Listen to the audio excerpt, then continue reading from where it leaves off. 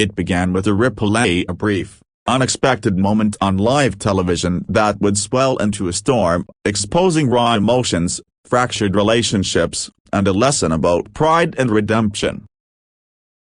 Midway through a nationally broadcast debate, Nancy Pelosi leaned forward, her voice measured but sharp. Addressing the spouse of John Kennedy, we'll call her Mrs. Kennedy here, Pelosi made a pointed remark. In full view of millions, she mocked Mrs. Kennedy's posture, her expression, even her mannerisms. The words hung in the air, a subtle condemnation disguised as a joking aside. A few in the audience chuckled. Others stiffened. The moment froze. For Mrs. Kennedy, the world paused. She had joined the debate to support her husband's campaign, not to become the target of a public jibe. What had been a proud step into the limelight turned literally in a heartbeat into a humiliation she did not expect. Behind her poised exterior, fear and shame flickered. She looked at her husband, hoping he would intervene, protect her. John Kennedy felt the surge. He had grown up in politics, learned how to exchange words, how to endure jabs.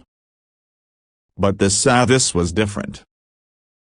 He wasn't just hearing a criticism of policy or principle.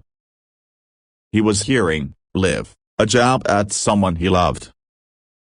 He felt protective, angry, exposed. He leaned forward, the red light of the camera capturing every breath. When Mrs. Kennedy attempted to reply, to gather composure, Pelosi cut her off. The moderator hesitated. The live feed picked up the sharp intake of breath from Mrs. Kennedy's corner. The broadcast faded to a break with awkward music, and viewers sensed something had snapped. In the dressing room after the break, Mrs. Kennedy sat quietly. Her face pinned a mask of composure, but inside she was bruised. She told her husband, "I thought I could handle being watched. But when it becomes lateral, it becomes different." John listened. He felt the familiar knot of politics and the unfamiliar weight of personal grief. He realized, his mission had shifted. He had come for policy. Now he had come to defend dignity. When they returned on air, John leaned into the mic. "My wife stands here because she believes in service," he said. "And I stand here because I believe in respect. No matter the party we represent, or the lines we cross, respect must remain." The audience hushed. On the screen, Pelosi's expression flickered. She attempted a smile, perhaps realizing she had escalated more than she intended. Behind the scenes, Pelosi's advisers watched nervously. The moment had gone from a debating tactic to a political hazard. The optics, mocking a spouse on live television. The narrative, a seasoned politician punching down. They whispered, "This could hurt." Meanwhile, John Kennedy's team rallied. They posted still frames, they tweeted transcripts, they held small press calls.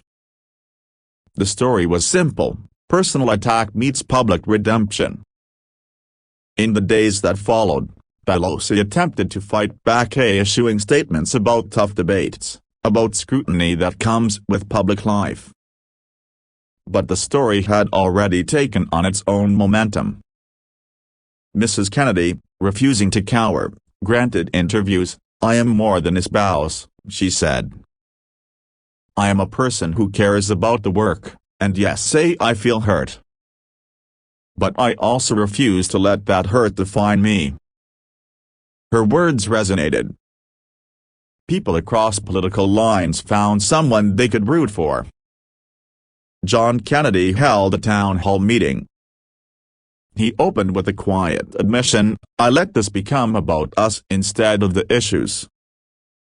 He named the jibe, apologized for the moment the spotlight took away from discussions that mattered. Then he pivoted, let's turn this into something meaningful. Let's talk about how we treat each other, not just in politics, but at home, at work, in our communities. The room erupted in applause. Pelosi, meanwhile, faced internal reflection. She visited a local community center later that week, unannounced, joined a volunteer team painting a mural with young students. A photograph emerged of her gently apologizing to a teacher, "I lost sight of something today." Headlines shifted, from mocking moment to grace in action. The story wasn't fully cleansed, but the tone had changed. The resolution came not in a televised debate, but in small exchanges. Mrs. Kennedy and Pelosi crossed paths at an event for public service volunteers. There was no showy scene. No mic. Just a handshake, a brief nod. Mrs. Kennedy spoke, "I appreciate your time today." Pelosi replied, "I appreciate your voice." They parted. The cameras caught the moment. It was quiet. But it spoke volumes. In that moment, the public found a bigger message, that even in the rough and tumble arena of politics, honor matters. That when the target becomes personal, the target becomes everyone's dignity. That a joke at someone else's expense isn't just a debate tactic, it's a tangle with empathy. For viewers watching this story unfold, there's a lesson. It's not just about Pelosi or Kennedy. It's about each of us and the ways we treat others when the cameras are off, when the spotlight isn't shining. The moment of mockery could have destroyed something: trust, self-worth, collaboration. Instead, thanks to Mrs. Kennedy's resilience and Mr. Kennedy's leadership, and Pelosi's eventual reflection, the moment became an opportunity. So as we end this story, we remember, one remark on live television sparked a chain reaction of hurt led to courage, confrontation led to accountability, shame led to growth. The stage changed, the audience changed, and the characters changed. In the end, what matters is not who won the debate but who chose to rise. Because at the heart of politics or of any conflict are people. With vulnerabilities, hopes, and the capacity to disappoint and to redeem. The stronger story isn't the insult. It's the recovery. It's the handshake after the fight. It's the voice that says, "I stand with you." And that's the message: when the spotlight fades, when the broadcast ends, what will remain is not the moment of mockery but the moment of humanity.